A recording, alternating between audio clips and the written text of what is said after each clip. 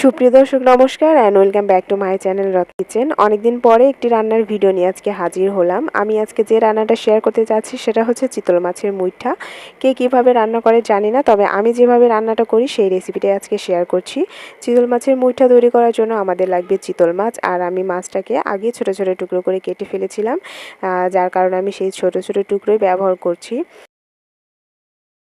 এখন যে কোনো শক্ত কিছুর সাহায্যে প্রথমে আমি মাছগুলোকে থেতো করে নিব, আর এইভাবে থেতো করেই মাছের ভেতর থেকে মাংসটাকে আলাদা করে নিতে হবে, তাহলে কাটা বেছে ফেলতে খুবই সুবিধা হয়। আমি কিভাবে করছি এটা হয়তো আপনারা দেখেই বুঝতে পারছেন, আলাদা করে বলে বোঝানোর কিছু নাই। এখন আমি ভেতর থেকে যে মাংসগুলো বেরিয়েছে সেগুলো থেকে আমি ছোট ছোট কাটাগুলো বেছে নিচ্ছি। এভাবে যদি মাছগুলোকে থেতো করা যায় তাহলে খুব সহজেই কাটাগুলো বেরিয়ে আসে।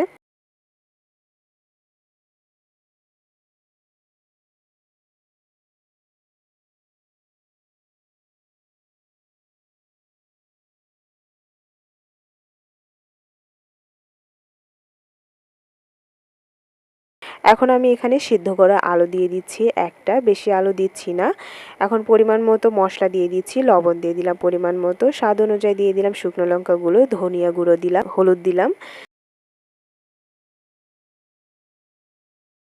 পেঁয়াজ বাটা দিলাম 1 টেবিল চামচ, আদা বাটা দিলাম 1/2 টেবিল চামচ, রসুন বাটা দিয়ে দিলাম 1/2 টেবিল চামচ, আর ছোট ছোট কিউব করে নেওয়া কাঁচা লঙ্কা দিয়েছি। এখন সব কিছু আমি খুব ভালো করে মেখে নিচ্ছি।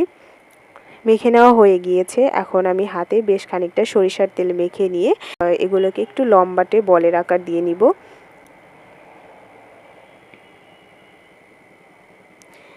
শেপটা আপনারা আপনাদের পছন্দ মতো দিতে পারেন, চাইলে গোলও দিতে পারেন, তবে আমার কাছে এই শেপটাই ভালো লাগে। এখন আমি এটাকে সিদ্ধ করে নিব। আমি চুলায় আগে জল বসিয়ে দিয়েছিলাম।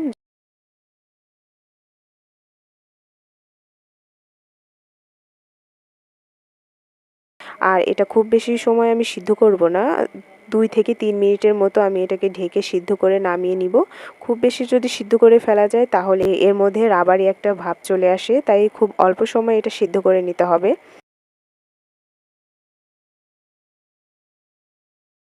এখন আমি আরেকটা প্যানে তেল দিয়ে দিচ্ছি। আমি এই মুইঠাগুলোকে আমি ভেজে নিব।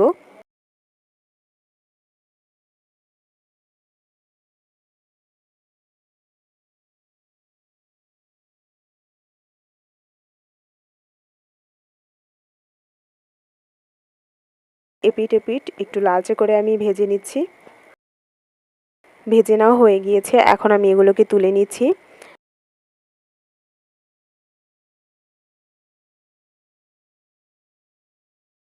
এখন ওই সেম তেলে আমি তেজপাতা দিয়ে দিলাম, আর দিয়ে দিলাম চিড়ে রাখা শুকনো লঙ্কা, আর সাথে জিরা ফোড়ন দিয়েছি। এখন আমি এর মধ্যে পেঁয়াজ কুচি দিয়ে দিচ্ছি।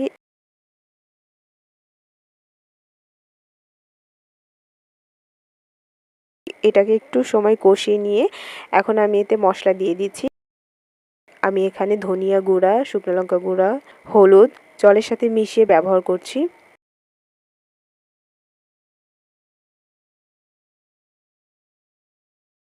একটু ঢেকে মশলাগুলোকে কষিয়ে নিলাম। এখন এতে আমি পরিমাণ মতো জল দিয়ে দিয়েছি।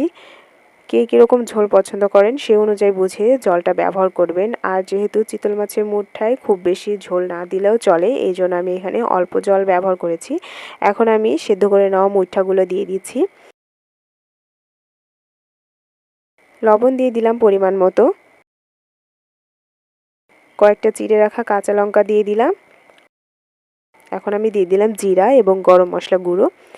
এটাও আপনাদের স্বাদ অনুযায়ী বুঝে ব্যবহার করবেন। কিছুক্ষণ ঢেকে রেখে আমি নামিয়ে নিব। ব্যাস তৈরি হয়ে গেল চিতল মাছের মুইঠা। খুব সহজ একটি রেসিপি, কিন্তু ভীষণই মজার। আপনারা বাসায় অবশ্যই একবার হলেও ট্রাই করে দেখবেন। আশা করছি আপনাদের ভালো লাগবে। তো ভালো থাকবেন সবাই।